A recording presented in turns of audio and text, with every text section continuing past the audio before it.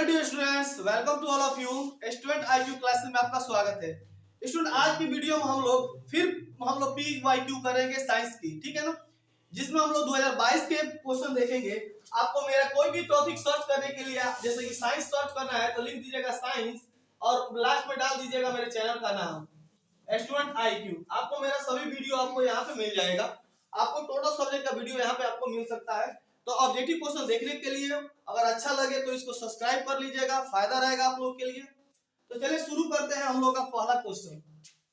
पहला क्वेश्चन हमारा क्या है, नेत्र द्वारा किसी वस्तु का कैसा प्रतिबिंब बनता है। तो नेत्र किसी वस्तु का वास्तविक प्रतिबिंब बनाता है। क्या बनाता है, वास्तविक उल्टा ही बनाता है और वस्तु से छोटा ही बनाता है, वस्तु से बड़ा नहीं बनाता है। यहाँ पे गलती हो गई, काल्पनिक नहीं बनाता है, काल्पनिक नहीं बनाता है। आपका क्या हो जाएगा, तो एक छोटा प्रतिबिंब, वास्तविक उल्टा था वस्तु से छोटा प्रतिबिंब बनाता है। विद्युत परिपथ में विद्युत धारा को मापने के लिए, विद्युत धारा का मापने के लिए किसका प्रयोग होता है, वोल्ट मीटर। किसका प्रयोग होता है, वोल्ट मीटर। किसका, वोल्ट मीटर। यहाँ भी वोल्ट मीटर दिया है। विद्युत धारा को मापा जाता है। अच्छा, धारा दिया है एमी मीटर, धारा मापा जाता है तो एमी मीटर, धारा मापा जाता है एमी मीटर। अब विभवांतर का वोल्ट मीटर, विभवांतर का वोल्ट मीटर। विभवांतर को पोटेंशियल मीटर भी कहा जाता है, ठीक है ना, याद रखिएगा, पोटेंशियल मीटर भी कहा जाता है विभवांतर को। तो विभवांतर कैसे, मतलब क्या होता है, आगे कौन निरूपित नहीं करता है। तो ये कौन है, V x bar I R, या तो हमारा ये हो जाएगा I R x बार सूचित नहीं करता। ये तीनों हो सकता है, ये तीनों हो सकता है। निम्नलिखित में किसी वस्तु का वास्तविक प्रतिबिंब कौन बना सकता है। वास्तविक प्रतिबिंब कौन बना सकता है, वास्तविक लेंस, उत्तल लेंस। वास्तविक प्रतिबिंब कौन बना सकता है, हाँ उत्तल लेंस बना सकता है ना, उत्तल लेंस बना सकता है। बाकी इसमें किसी का नहीं बनेगा, तो उत्तल लेंस राइट आंसर हो जाएगा। क्योंकि उत्तल लेंस जो होता है इसमें 6 कंडीशन होता है, उत्तल लेंस में 6 कंडीशन होता है। तो ये जो होता है ना, एक उत्तल, ये वास्तविक प्रतिबिंब बनाता है। बाकी एक स्थिति में काल्पनिक प्रतिबिंब बनाता है, एक स्थिति में, लास्ट वाले कंडीशन में। किसी वस्तु से निकलकर किरणें किसी लेंस से अपवर्तित होती हैं, जिस बिंदु को मिलती है उसे क्या कहा जाता है, फोकस। उसे क्या कहा जाता है, फोकस। परावर्तन या अपवर्तन के बाद जिस बिंदु को मिलती है या मिलती हुई प्रतीत होती है उसे क्या कहते हैं, फोकस कहा जाता है। कोई दिक्कत, उसे फोकस कहा जाता है। अगला क्वेश्चन देखिएगा, नेक्स्ट। फोटोग्राफी कैमरे का अभिदृश्य लेंस कैसा होता है। फोटोग्राफी कैमरे में कौन सा लेंस आपको प्रयोग होता है, तो जानते हैं कि उत्तल लेंस। फोटोग्राफी कैमरे में उत्तल लेंस, फोटोग्राफी कैमरे में उत्तल लेंस। तो याद रखिएगा, फोटोग्राफी के अभिदृश्य में किसका प्रयोग होता है, उत्तल लेंस का। किसका, उत्तल लेंस का। किसी शब्द को उसमें पाए गए छोटे अक्षरों को पढ़ते समय हम 50 सेंटीमीटर फोकस दूरी का एक उत्तल लेंस लेते हैं, या 50 और या अवतल लेंस लेते हैं। क्या लेते हैं, अवतल लेंस लेंगे, है ना। क्या लेंगे, अवतल लेंस लेंगे, क्योंकि अवतल लेंस बड़ा प्रतिबिंब बनाता है। क्या बनाता है, बड़ा प्रतिबिंब बनाता है। तो अवतल लेंस लेंगे, ठीक है। आगे बढ़े।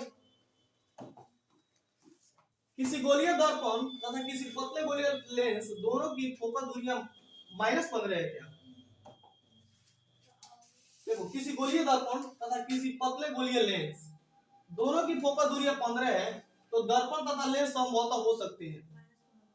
तो माइनस में है ना, तो अवतल हो सकता है ना। क्या हो सकता है, अवतल। दोनों अवतल होगा, दोनों अवतल होगा ना, दोनों अवतल होगा तभी ना उसका माइनस।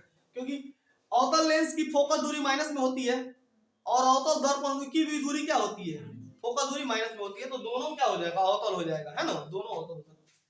V बराबर क्या होता है, जूल बटा कूलम।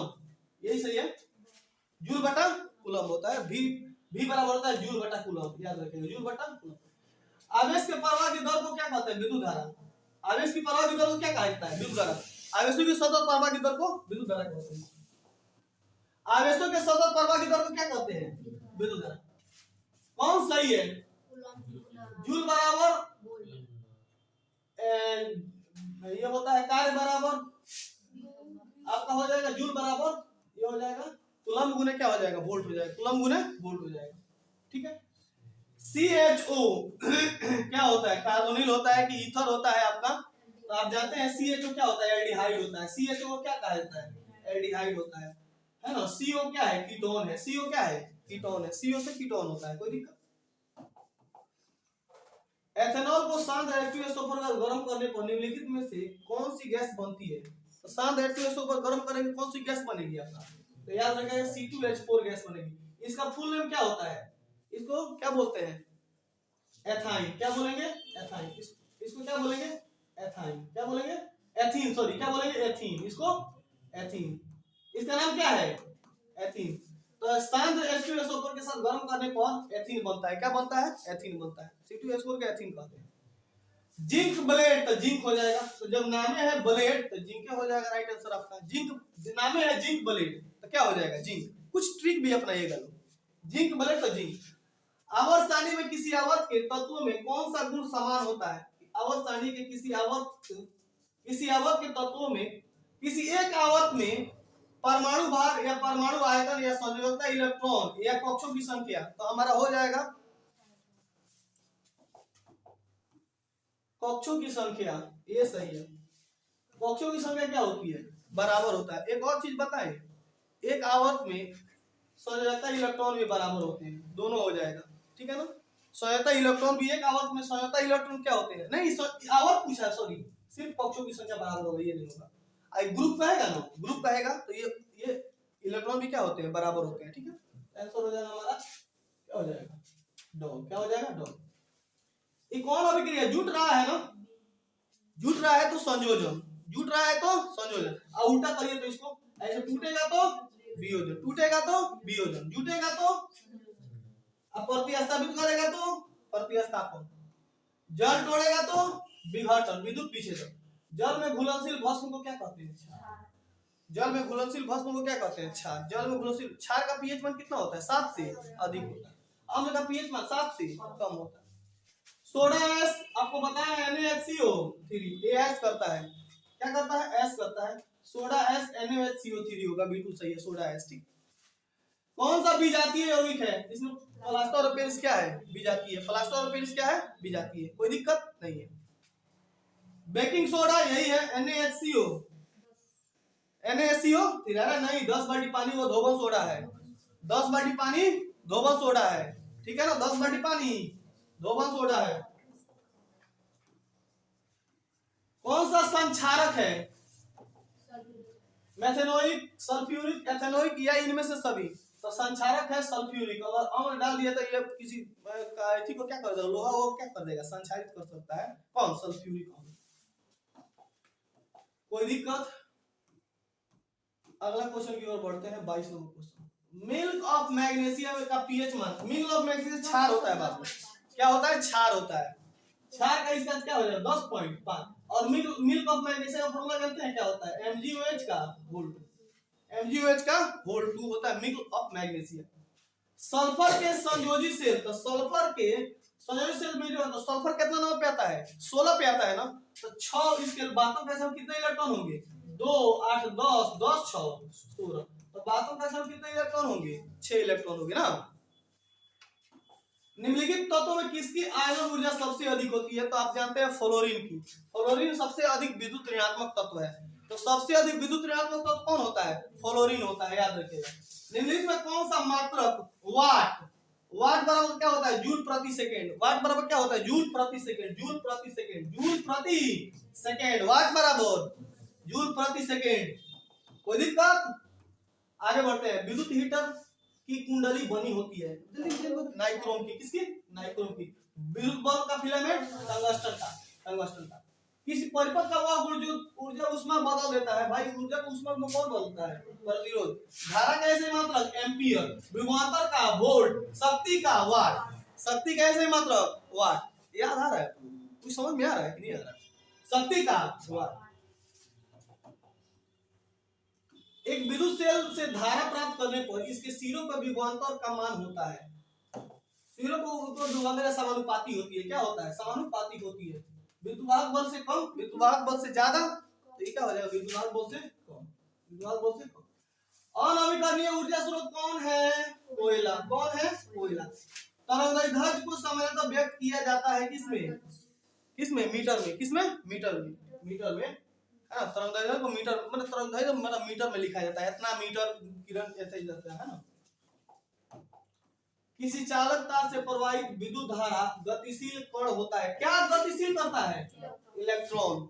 इलेक्ट्रॉन पे कौन चार्ज? माइनस। प्रोटॉन पे कौन चार्ज? प्लस। न्यूट्रॉन पे नो चार्ज। न्यूट्रॉन पे नो चार्ज।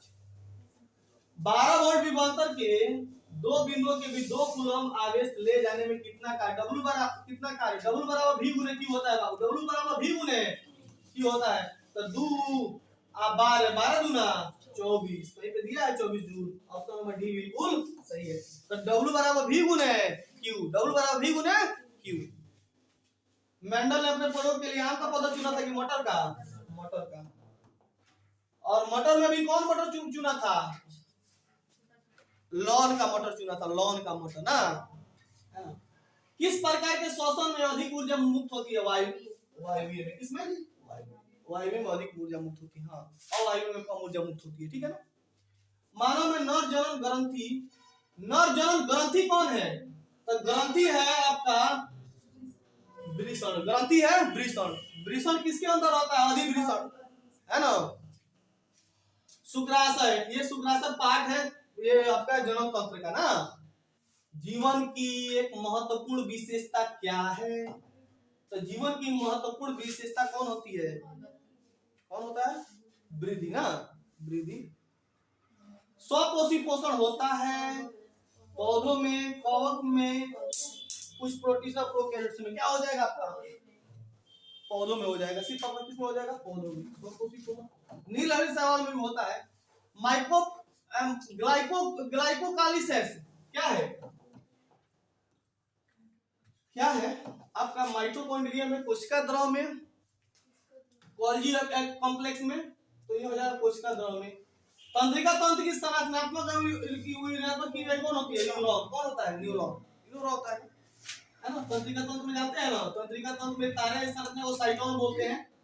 तारे संरचना क्या बोलते हैं? साइटोन। ये पूछवा निकाला रहता है, इसे क्या कहते हैं? इसे ये साइटोन हो गया, ये सिनेप्स हो जाता है और ये माइलिन शीट होता है यहाँ पे, है ना। कौन सा एंजाइम वसा पर क्रिया करता है? वसा पर LAT आपको याद रखना है। तो लाइपेज, LAT या लाइपेज। वसा पर कौन काम करेगा? लाइपेज, लैट। वसा पर लाइपेज काम करता है। वसा पर लाइपेज काम। ओजन का क्षारक, क्षारक क्या होते हैं? क्षारक क्या होते हैं? 13 हो जाएंगे। ये भी अम्लीय, ये उदासीन, ये भी अम्लीय। और अम्लीय में ये हाई अम्लीय, अम्लीय में यह हाई अम्लीय। 2 है तो हाई अम्लीय। कोई दिक्कत? आखिर दिक्कत है? अगला क्वेश्चन में पढ़ते हैं। जल के एक अणु में हाइड्रोजन और ऑक्सीजन, तो H2O, तो हाइड्रो 2:1, 2:1, कहीं पे दिया है 2:1। यही हो जाएगा, बॉल हो जाएगा, है ना। जल पर जल के एक अणु में हाइड्रोजन और ऑक्सीजन का अनुपात, तो जल का H2O होता है ना, तो हाइड्रोजन 2 है, ऑक्सीजन 1 है, तो H2O हो जाएगा। कोई दिक्कत? NH3 में बोलिए तो नाइट्रोजन और हाइड्रोजन का अनुपात 1:3, 1:3, ठीक है, याद रखिए। निम्नलिखित संकेतों द्वारा व्यक्त तत्वों में से कौन सा धातु है? इसमें धातु कौन है? कार्बन अधातु है, कार्बन अधातु है। 12, मैग्नीशियम 12 पे आता है, तो यही हमारा क्या है? धातु है। मैग्नीशियम 12 पे आता है। मैग्नीशियम कितना नंबर पे आता है? 12 नंबर पे आता है ना। तो जो मैग्नीशियम एक धातु है, 12 नंबर पे आता है, तो यही ना धातु है। अरे देखिए 9 पर आएगा तो ये फ्लोरीन, ये अधातु है ना। 8 पर आएगा तो ये भी क्या है? ये भी अधातु है। अम्लीय ऑक्साइड। अच्छा, धातु का ऑक्साइड कैसे होते हैं? अम्लीय होते हैं ना। धातु का ऑक्साइड अम्लीय होते हैं, तो इनका पीएच मान कितना हो जाएगा? 4 हो जाएगा। धातु का ऑक्साइड क्या होते हैं? अम्लीय होते हैं। धातु का ऑक्साइड अम्लीय होते हैं ना। सबसे कठोर प्राकृतिक पदार्थ कौन है? हीरा। सबसे कठोर प्राकृतिक पदार्थ हीरा। सिल्वर आयोडाइड का रंग कैसा होता है? उजला। सिल्वर आयोडाइड का रंग श्वेत होता है ना। सिल्वर आयोडाइड पीला। सिल्वर आयोडाइड का रंग, सिल्वर आयोडाइड का रंग कैसा होता है? श्वसन किस प्रकार की रासायनिक अभिक्रिया है? श्वसन एक ऊष्माक्षेपी अभिक्रिया है। श्वसन एक ऊष्माक्षेपी अभिक्रिया है। पौधों में जनन अंग कहाँ पे पाए जाते हैं? पौधों में जनन अंग कहाँ पे पाए जाते हैं? आपके पुष्प में। किसमें? पुष्प में। पौधों में जनन अंग कौन होते हैं? पुष्प। अरे पौधों में जनन अंग कौन होते हैं? पुष्प। मस्तिष्क का कौन सा भाग शरीर की स्थिति को कौन मस्तिष्क करता है? अग्र मस्तिष्क, अनुमस्तिष्क, तो हमारा अनुमस्तिष्क हो जाएगा। अनुमस्तिष्क में के 3 भाग होते हैं, जिसमें हमारा आता है कौन, सेरिबेलम। तो यही करता है इसको अनुलोम करने का। किस पौधे में रंध्र अनुपस्थित रहते हैं? आम में, हाइड्रिला में, नागफनी में या केनेर में? आपका हो जाएगा हाइड्रिला में। क्या हो जाएगा? हाइड्रिला में। BS4 का संबंध किससे होता है? BS4 क्या है? BS4 आपका, BS4 हमारा है वायु प्रदूषण से, है ना। यूरो क्रम का भी संबंध वायु प्रदूषण था। BS4 भी किससे संबंधित है? वायु से। रक्त में ऑक्सीजन का वाहक कौन है? हेमोग्लोबिन ना, हीमोग्लोबिन। निम्नलिखित में किसे बर्थ हार्मोन कहा जाता है? तो आपको याद रखना है ऑक्सीटोसिन को। याद रखिएगा, ऑक्सीटोसिन को बर्थ हार्मोन कहते हैं। जब माने बच्चे नहीं पढ़ाते हैं ना, तो ऑक्सीटोसिन की सुई दिया जाता है, जिससे उत्प्रेरक का काम करता है। ऑक्सीटोसिन को सुई दिया जाता है, ठीक है ना। तो बीज विकसित होता है बीजांड में। बीज विकसित कहां पे होता है? बीजांड में। बीज विकसित कहां पे होता है? बीजांड में। कोई दिक्कत? ग्रहणी भाग है छोटी आंत। ग्रहणी का छोटी आंत का भाग होता है ग्रहणी। ग्रहणी किसका भाग है? छोटी आंत का भाग होता है, छोटी आंत का भाग होता है। तालाब प्राकृतिक है, तालाब कृत्रिम है कि प्राकृतिक है? तालाब प्राकृतिक होता है। तालाब क्या होता है? कृत्रिम। तालाब हमारा कृत्रिम होता है। तालाब कैसा है? तो कृत्रिम है। नदी प्राकृतिक है। निम्न में कौन परिस्थिति में अधिकतम संख्या मौजूद होते हैं? सबसे अधिक क्या होते हैं? उत्पादक होते हैं। सबसे अधिक क्या होते हैं? उत्पादक होते हैं। सबसे कम होते हैं अपघटक। क्या होते हैं? अपघटक। जीवन उत्पत्ति के पहले पृथ्वी पर निम्नलिखित में से क्या नहीं था? जल नहीं था, ऑक्सीजन नहीं था ना, ऑक्सीजन नहीं था। राइट आंसर क्या होगा? ऑक्सीजन। भारत में उत्पादित प्रत्यावर्ती विद्युत धारा कितना है? 80, 70, 60, 50? 50 वाट। कितना? 50। एक माइक्रो एम्पियर 10 के पावर -6, 10 के पावर -6 माइक्रो होता है। माइक्रो 10 के पावर -6 होता है। नरौरा कहाँ पे है? उत्तर प्रदेश। नरौरा रावतभाटा राजस्थान। रावतभाटा राजस्थान। गुजरात में नहीं, कलकत्ता। ये महाराष्ट्र में तारापुर है। तारापुर कहाँ पे है? महाराष्ट्र में, है ना। तारापुर कहाँ पे है? महाराष्ट्र में। स्पेक्ट्रम प्राप्त करने के लिए किसका उपयोग किया जाता है? तो प्रिज्म का। स्पेक्ट्रम प्राप्त करने के लिए किसका उपयोग कीजिएगा? प्रिज्म का उपयोग कीजिएगा। कोई दिक्कत नहीं ना। अगला क्वेश्चन देखिएगा। उत्तल लेंस द्वारा आवर्धित काल्पनिक प्रतिबिंब तब बनता है। उत्तल लेंस कब बनाता है? लेंस कब बनाता है आवर्धित काल्पनिक प्रतिबिंब? तो जब फोकस और लेंस के बीच हो। कब हो? जब फोकस और लेंस के बीच हो, तभी काल्पनिक प्रतिबिंब बनना संभव है, वरना संभव नहीं है। अरे यहाँ पे ये 2f1 है और ये f1 है और ये O प्रकाशीय केंद्र है और ये f2 है और यहाँ पे 2f2 है। जब वस्तु को हम यहाँ पे रख देंगे ना, जब वस्तु को यहाँ पर रख देते हैं तो काल्पनिक प्रतिबिंब बन जाता है।